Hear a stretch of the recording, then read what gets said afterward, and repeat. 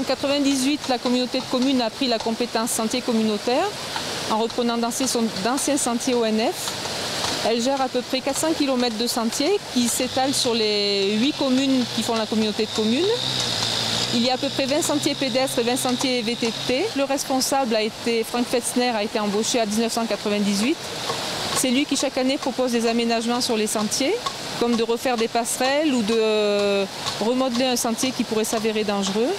Et il travaille sur 2 mois, en commençant le premier mois en fond de vallée et le deuxième mois plus en altitude, une fois que la neige est partie et que les torrents sont plus praticables.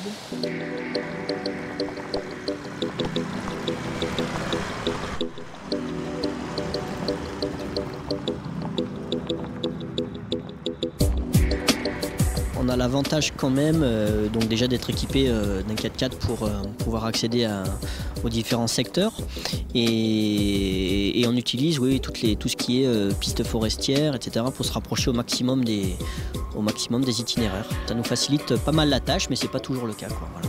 On a l'avantage de bien connaître tous les agents forestiers des différents secteurs, donc c'est vrai que on travaille un petit peu en collaboration avec eux, et s'il y a besoin de nous ouvrir une piste ou une barrière ou déplacer un bloc ou quelque chose qui va nous entraver dans notre progression, voilà, c'est vrai qu'on peut faire appel à eux et ça se passe en général relativement bien. On peut prendre la boucharde là.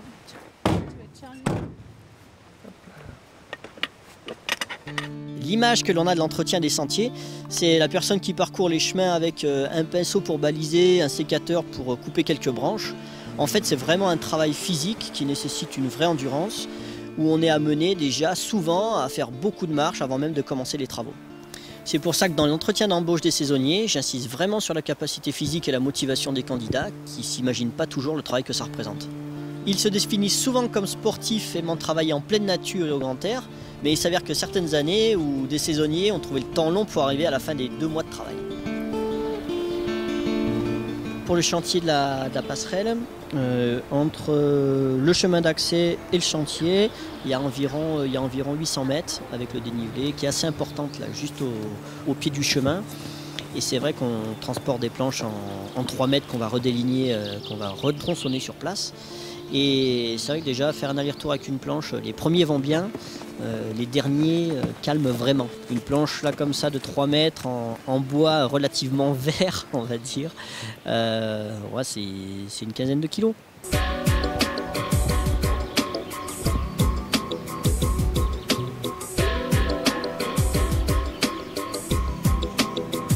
La difficulté, là déjà c'est l'acheminement des matériaux parce qu'on est dans un sentier qui est assez loin de toute piste carrossable.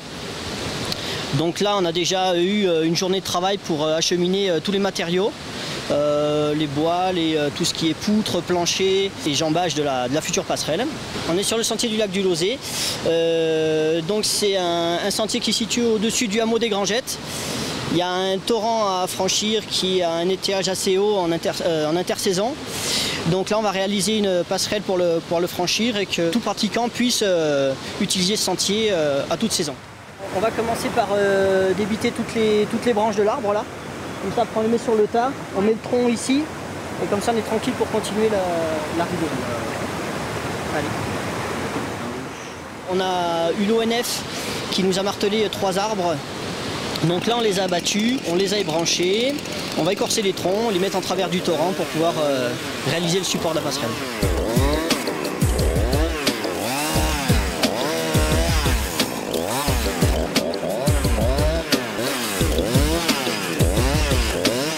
Pour l'entretien des sentiers de la Comcom, on embauche 3 saisonniers pendant le mois de mai et juin, pour que, arrivé début juillet, tous les sentiers soient praticables et sécurisés.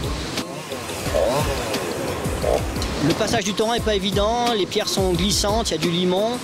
Donc pour le sécuriser, on préfère faire une passerelle et on apporte une valeur ajoutée en installant petit à petit des passerelles sur les endroits un peu critiques comme ça pour qu'ils soient praticables toute l'année. L'accès n'est pas toujours facile pour accéder au chantier. D'ailleurs, on se rend compte qu'on est confronté à ce que se confronte un randonneur. Pour traverser, il va falloir passer dans l'eau, donc d'où l'utilité de cette passerelle.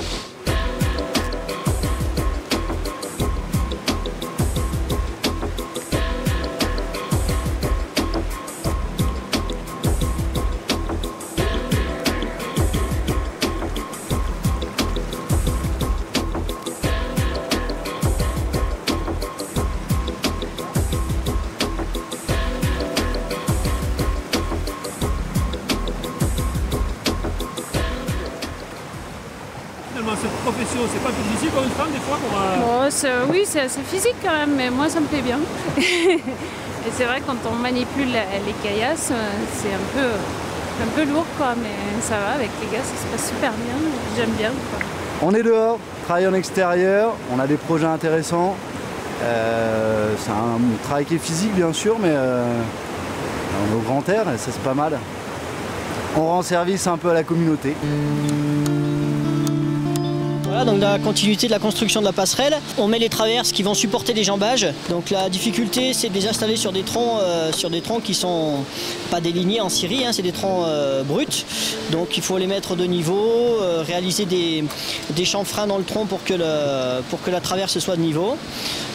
Une fois posé, cloué, on peut installer les poteaux. Donc on cloue les poteaux à la base sur les traverses et ensuite on peut installer les jambages en réglant le niveau.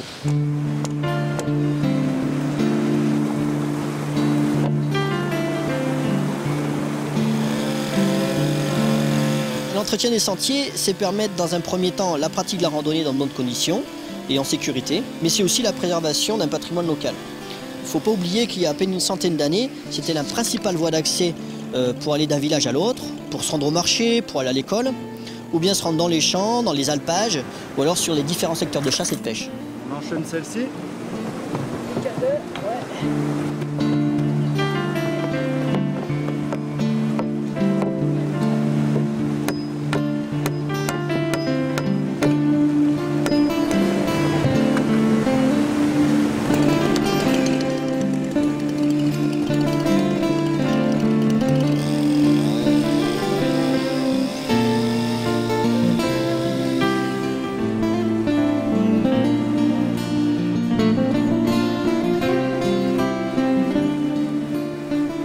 Le platelage et les traverses sont mises, donc maintenant on va pouvoir mettre les poteaux et les jambages pour tenir les lisses et la rambarde.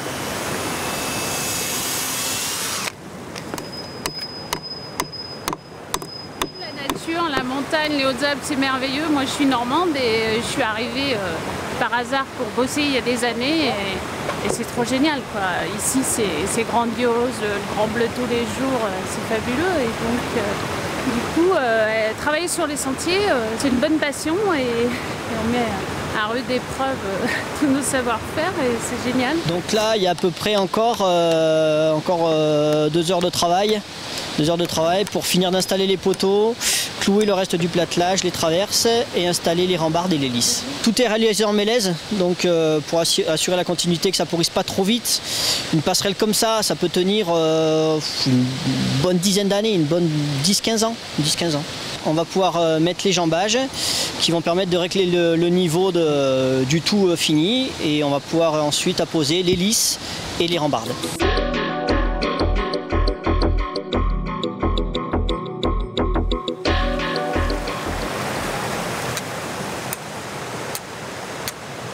Ici, le sentier d'origine est beaucoup trop raide.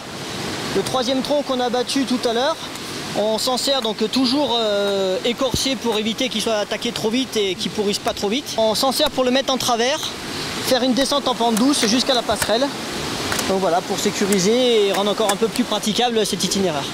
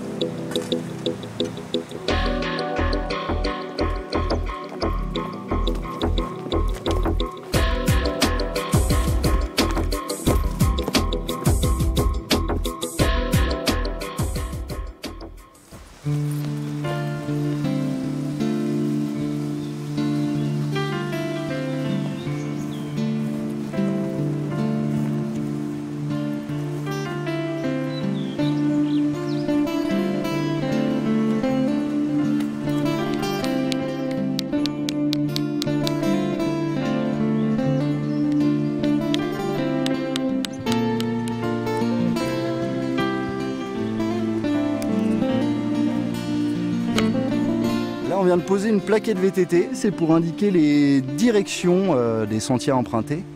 Voilà, là on a posé une plaquette qui va tout droit puisque le sentier continue tout droit, et sinon on les oriente à droite ou à gauche suivant les bifurcations. On l'a posé sur un arbre vivant, du coup on n'a pas enfoncé les clous en entier, histoire que quand l'arbre continue de grandir et grossit, il n'éclate pas la plaquette. Sur les poteaux fixes, on les plante jusqu'au bout, mais pas sur les arbres vivants. Ouais, ça reste une marge. Exactement, pour que ça perdure un peu dans le temps.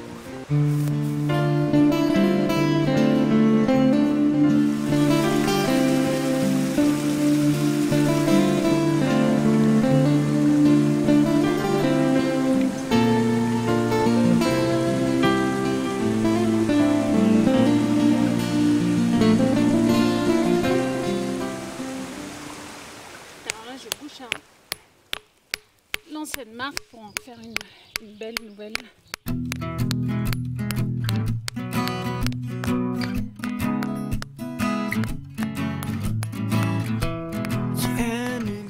On peut pas trop marquer au crayon, donc on se les fait à la main levée comme ça.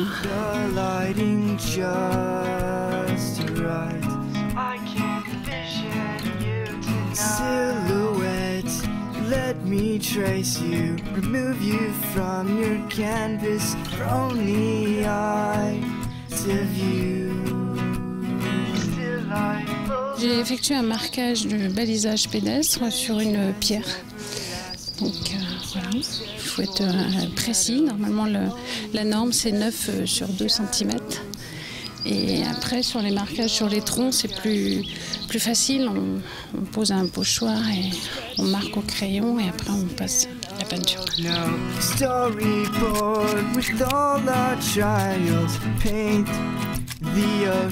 j'écorce un peu pour avoir une base franche, qu'on puisse passer la peinture.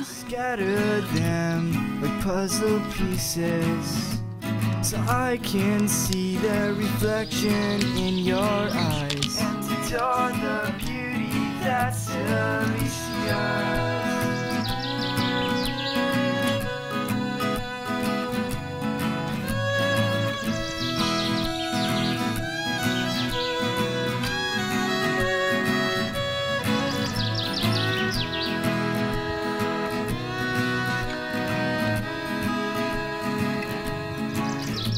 Contemporary, but you're still old-fashioned.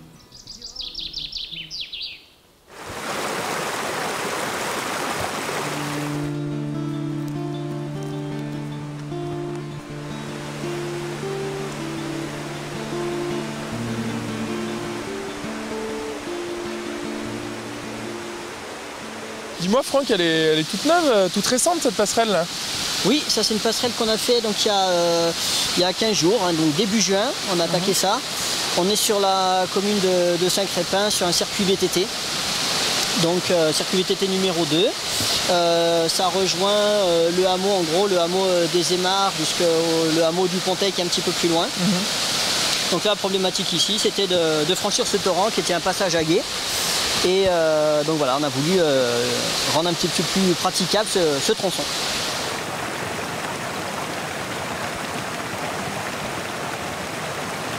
Comment ça s'est passé pour réaliser cette passerelle là? Bah là on est sur une passerelle qui fait 12 mètres, donc il a fallu un peu s'adapter au terrain.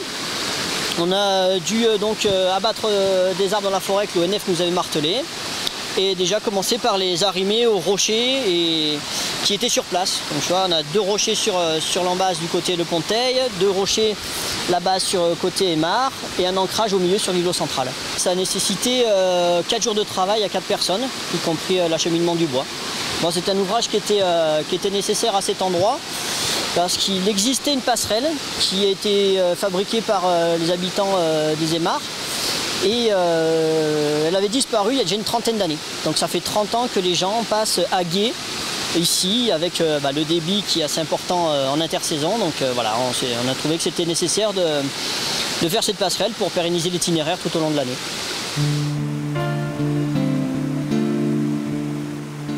Le torrent est joli là. Ce torrent de Bouffard, du coup, il était un petit peu encombré en amont de la passerelle.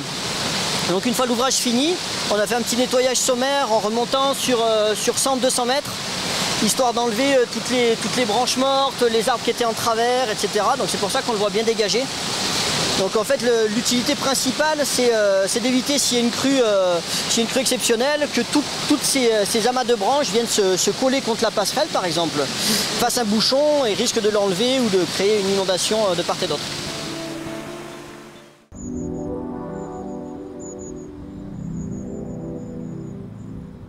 Là on est sur la commune de Saint-Clément, dans la vallée du Couleau, sur le circuit VTT numéro 6 qui arrive donc sur la piste et qui redescend sur Saint-Clément. On avait un problème sur cet itinéraire car la fin du tronçon, je dirais sentier, qui arrive sur la piste, arrive sur une pente assez importante. Ici, juste l'arrivée de l'ancien itinéraire, donc on a voulu absolument le sécuriser et résoudre ce problème parce que bon, c'était inconcevable de faire passer des vélos là-dessus.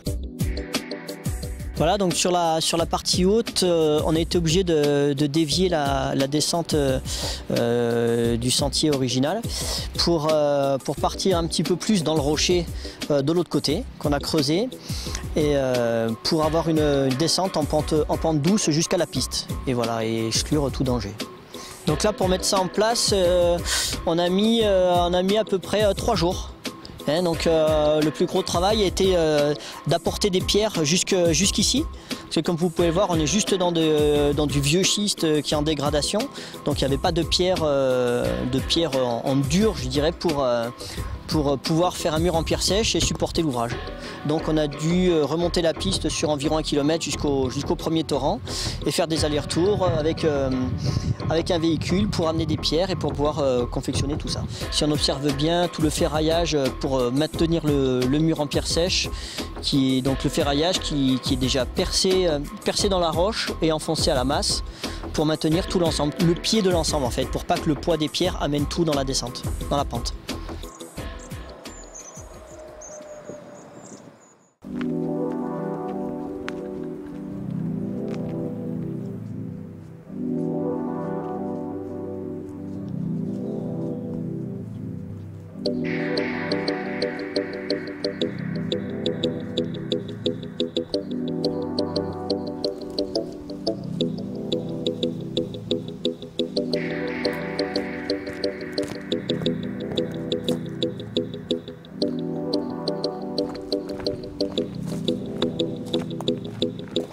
On est toujours sur circuit VTT numéro 6 qui est entre la commune de Saint-Clément et de Réautier, donc au niveau de Paimpol. Donc ici on est dans une case de pierre où la pratique du vélo, ça s'était pas vraiment adapté à ça. Donc pour maintenir tout ça, on a fait un mur en pierre sèche en amont pour éviter qu'il y ait encore tout un tas de rochers qui s'accumulent sur le parcours. Ici, on était obligé de faire un dallage parce que le sol était vraiment jonché de grosses pierres et ce gros bloc est tombé cet hiver. Donc avant, l'itinéraire passe un petit peu plus ici. Donc du coup, comme ce bloc on n'a pas pu le bouger forcément, on a installé ça ici avec des grosses dalles qu'on a descendues du dessus là. Et pour faire cet arrondi, que ce soit bien roulant et qu'on puisse repartir sur la continuité d'itinéraire.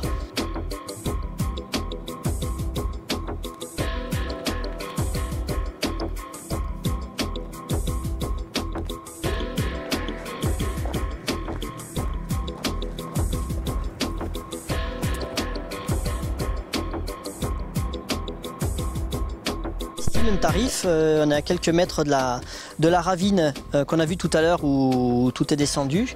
Bon voilà, ça c'était il y a à peine un mois, un itinéraire qui était bien, un tronçon qui était bien retaillé, roulable, et voilà, c'est à refaire.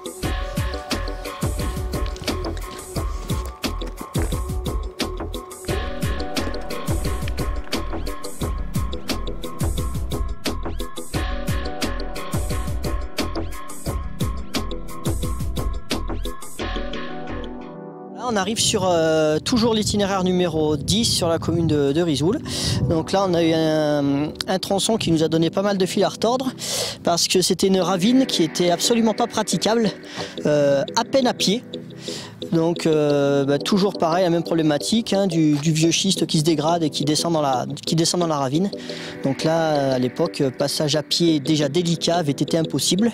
Donc du coup, on a essayé de restabiliser la ravine en réalisant de gros ouvrages en pierre sèche qui sont maintenus à la base par des puits en ferraille qui sont enfoncés profondément dans le sol et qui maintiennent le tout.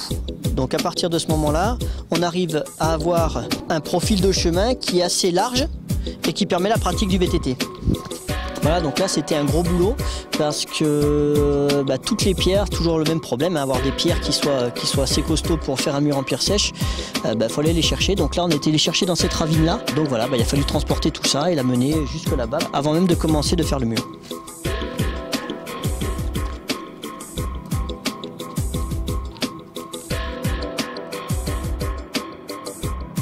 Au niveau du balisage et de l'entretien, le balisage c'est plus facile, hein, ça représente 15% du temps de travail. Tout le reste, c'est des travaux de piochage, de remontage de murs en pierre sèche, d'abattage d'arbres qui seraient gênants ou dangereux sur l'itinéraire. Et après c'est du nivellement de sentiers afin qu'ils ne se détériorent pas trop vite. C'est vrai qu'au début de la saison, il va faire un peu frisqué le matin. C'est des moments de l'année où il y a pas mal de précipitations et il nous est arrivé qu'on passe tout le mois de juin avec 3 semaines de pluie. Bon voilà, on ne peut pas prendre de retard, donc il faut y aller.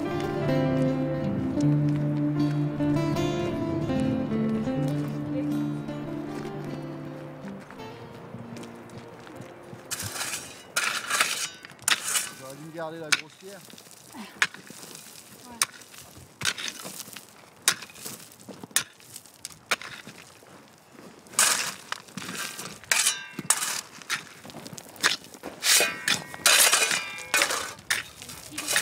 C'est nickel au niveau de mon muret. Quand il y a des éboulements, faut faire avec, hein. On progresse suivant et on fait l'entretien au fur et à mesure de la progression et en fait on avance comme ça, quoi. Des fois on n'a pas trop le choix.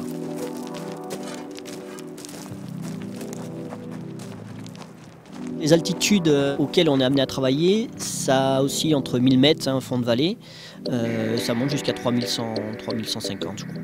Il faut vraiment mêler le travail en pleine nature parce que la nature, elle n'est pas toujours conciliante. C'est vrai que le cadre est génial, mais c'est vrai que quand on part le matin et qu'il fait assez froid le matin, donc on est super couvert, on va travailler, on va transpirer, on n'est pas à l'abri de prendre un orage et d'être loin du véhicule ou loin du retour. Donc là, faut composer avec et puis c'est pas rare qu'on rentre trempé jusqu'aux os, mais ça fait partie du jeu aussi. Il nous est arrivé en 16 ans de pratique, oui, 1 ou 2 fois où des orages bien sévères qui nous forcent à rentrer au riz d'abattu. Pour moi, la partie entretien des sentiers, c'est la cerise sur le gâteau dans l'année, quoi. Même si c'est pas forcément facile, c'est toujours un plaisir.